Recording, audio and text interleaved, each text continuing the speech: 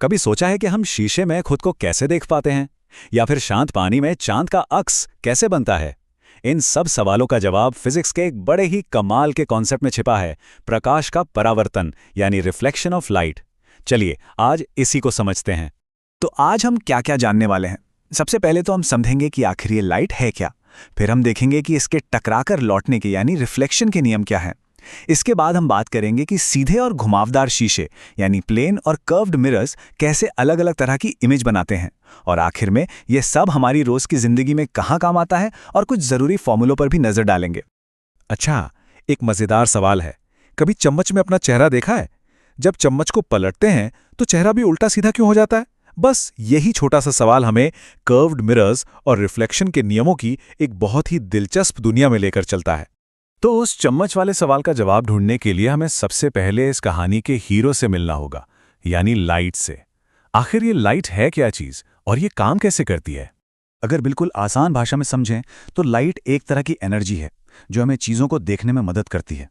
और इसकी एक बड़ी पक्की आदत है, यह हमेशा हमेशा सीधी लाइन में चलती है, किसी लेज़र बीम की तरह। और इसकी स्पीड तो पूछिए ही मत, इतनी तेज़ कि एक सेकंड में यह हमारी पृथ्वी के सोचिए करीब करीब 7 चक्कर लगा सकती है। अच्छा, कभी सोचा है कि शीशे में तो चेहरा दिखता है पर दीवार में क्यों नहीं? सारा खेल पता है सतह का है। शीशे जैसी जो चिकनी सतह होती है ना, वो लाइट की सारी किरणों को बिल्कुल एक साथ एक ही एंगल में वापस भेजती है। इसी वजह से एक साफ सुथरी इमेज बनती है। वहीं दीवार जैसी खुरदरी सतह लाइट को चारों तरफ बिखेर देती है। इससे कोई इमेज तो नहीं बनती, पर हाँ, इसी बिखरी हुई लाइट की वजह से हम उस दीवार को देख जरूर पाते हैं। तो लाइट चाहे शीशे से टकराए या दीवार से, वो कुछ पक्के नियमों पर ही चलती है, बिल्कुल डिसिप्लिन में।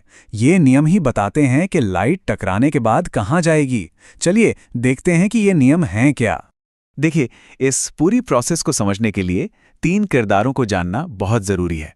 पहला है आपतित किरण, मतलब वो लाइट की किरण जो आकर सतह से टकराती है।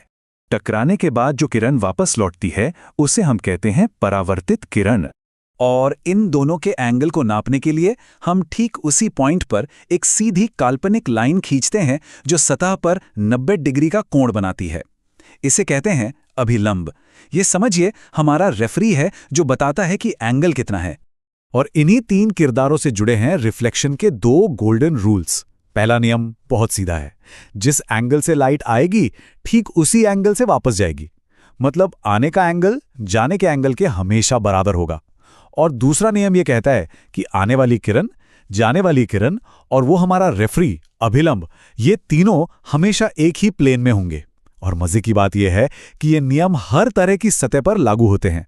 अब जब हम नियम समझ गए हैं तो चलिए मैदान में उतरते हैं और देखते हैं कि ये नियम हमारे सबसे कॉमन शीशे यानी जो घर में हम रोज इस्तेमाल करते हैं उस प्लेन मिरर पर कैसे काम करते हैं।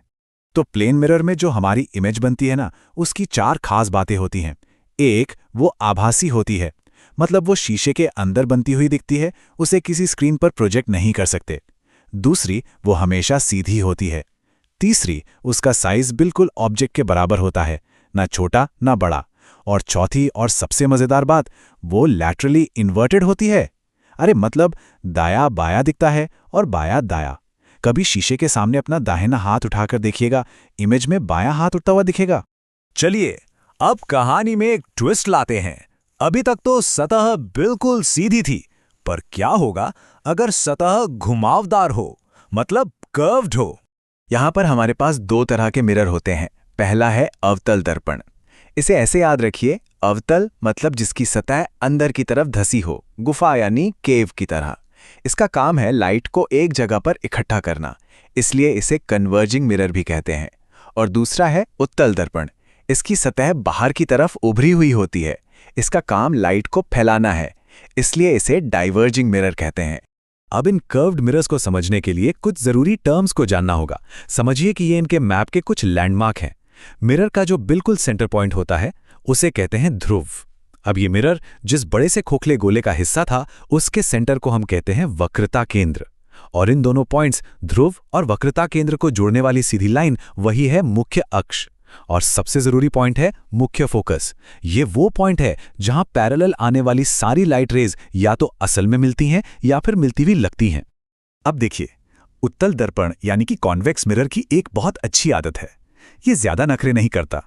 आप इसके सामने ऑब्जेक्ट को कहीं भी रख दीजिए, इमेज हमेशा हमेशा आभासी, सीधी और ऑब्जेक्ट से छोटी ही बनेगी।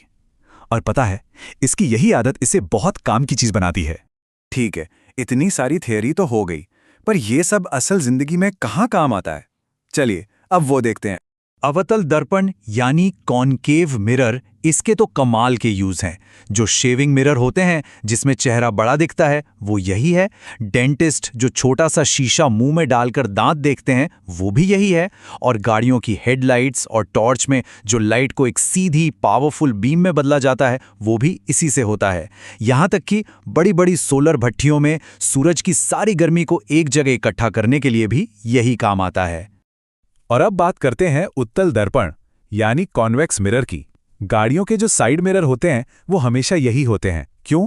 क्योंकि ये हमेशा छोटा इमेज बनाते हैं, जिससे पीछे का बहुत बड़ा एरिया एक छोटे से शीशे में दिख जाता है। इसी वजह से दुकानों या एटीएम में सिक्योरिटी के लिए लगे होते हैं। और तो और स्ट्रीट लैंप में भी यही लगे होते हैं, ताकि लाइट ज़्यादा बड़े एरिया में फैल सके। चलिए अब फटाफट एक क्विक रिकैप करते हैं और कुछ बहुत ज़रूरी फॉर्मूले और एग्जाम टिप्स देख लेते हैं। ये है mirror formula 1/f is equal to 1/v plus 1/u। ये एक तरह का मास्टर की है जो किसी भी स्पेरिकल मिरर के लिए काम करता है। यहाँ f है फोकल लेंथ, u है मिरर से ऑब्जेक्ट की दूरी और v है मिरर से इमेज की दूरी। जितने भी न्यूमेरिकल सवाल आते हैं उनको सॉल्व करने के लिए ये आपका सबसे बड़ा हथियार है। अगला है मैग्निफिकेशन यानी m। ये बस इतना बताता है कि इमेज ऑब्जेक्ट के मुकाबले कितनी बड़ी या छोटी बनी है। इसका फॉर्मूला है m इक्वल्स -v/u। सीधा सा हिसाब है। अगर m की वैल्यू 1 से ज़्यादा है तो इमेज बड़ी है, 1 से कम है तो छोटी है।